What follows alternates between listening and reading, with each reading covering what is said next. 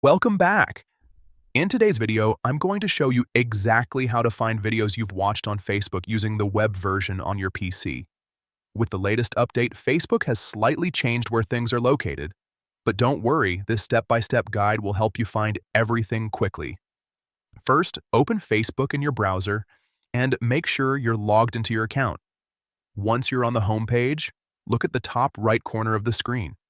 You'll see your profile picture there. Go ahead and click on it. A menu will appear.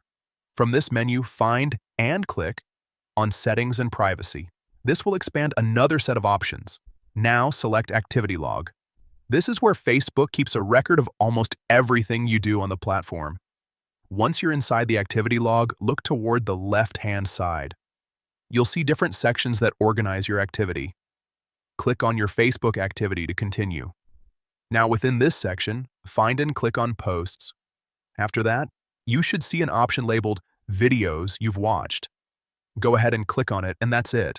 You'll now see a list of videos you've previously watched on Facebook. This is really useful if you're trying to find a video you didn't save, forgot to like, or just want to watch again. Keep in mind that this list may not include every single video, but it does track a large portion of your viewing activity.